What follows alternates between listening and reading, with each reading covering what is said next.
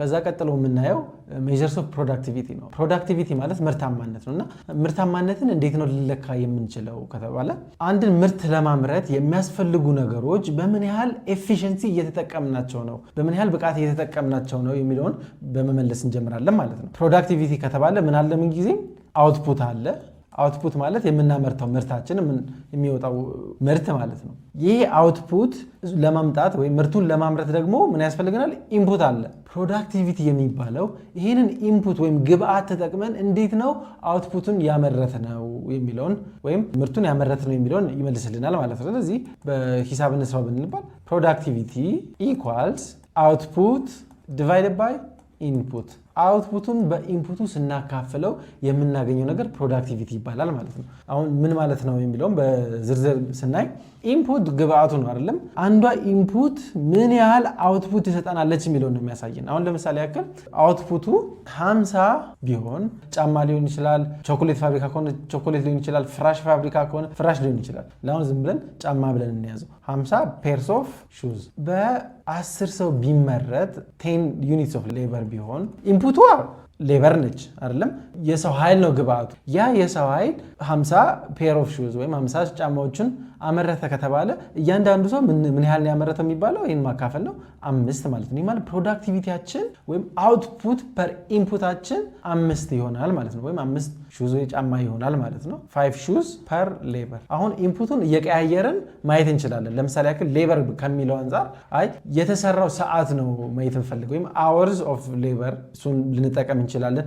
ማሽኖችን ከሆነ የምንጠቀመው የማሽኔ ፕሮዳክቲቪቲ ወይም ያለኝ ማሽን ምርታማነቱ ምን ያህል ነው ከተባለ ያለኝ የማሽን ብዛትና የመጣው ምርት በመጠቀም እንዲሁም የተለያዩ ነገሮችን በማድረግ ኢንፑቱን በመቀያየር የተለያዩ ሜዠርስ ኦፍ ፕሮዳክቲቪቲ ማግኘት እንችላለን ማለት ነው። and there are various measures, one of them is GDP per hours worked እንዳልኳችሁ ማለት ነው።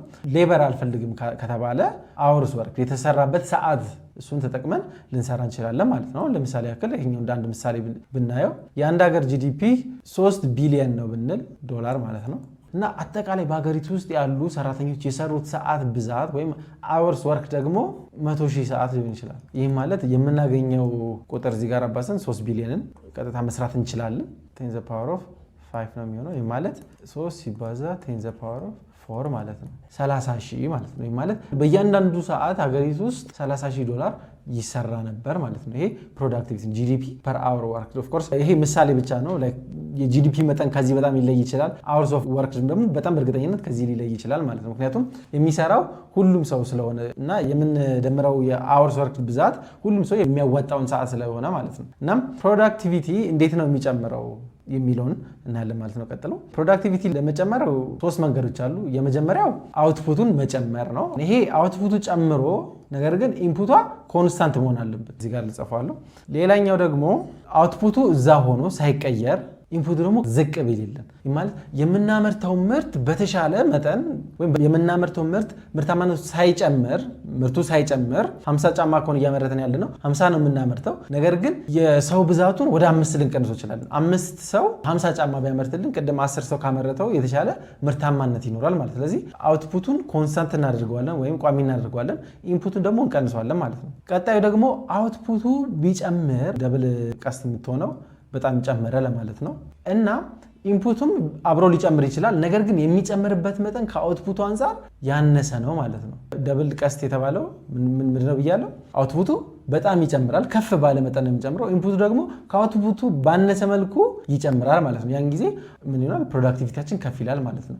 ሪቫይዝ ለማድረግ ድጋሚ መቼ ነው ፕሮዳክቲቪቲ የሚጨምረው ከተባለ ኢንፑቱ ምንም ሳይቀየር ሲቀርና አውትፑቱ ሲጨምር፣ ይሄ የመጀመሪያው ነው። አውትፑት ይጨምራል፣ ነገር ግን ኢንፑት እዛው እንዳለ ይቀራል። ቀጣዩ ደግሞ አውትፑቱ ሳይጨምር ወይም ሳይቀንስ ኢንፑቱ ግን ሲቀንስ በትንሽ ግብአት ተመሳሳይ ምርት ማምረት ከቻለን ማለት ነው። ቀጣዩ ደግሞ በሶስተኛው መንገድ ደግሞ አውትፑታችንንም ኢንፑታችንንም ጨምረን ነገር ግን የአውትፑቱ ወይም የምናመርተው ምርት የሚጨመርበት ብዛት ከፍ በሚልበት ጊዜ ነው ማለት ነው። እሱ ፕሮዳክቲቪቲ ጨመረን እንለዋለን ማለት ነው።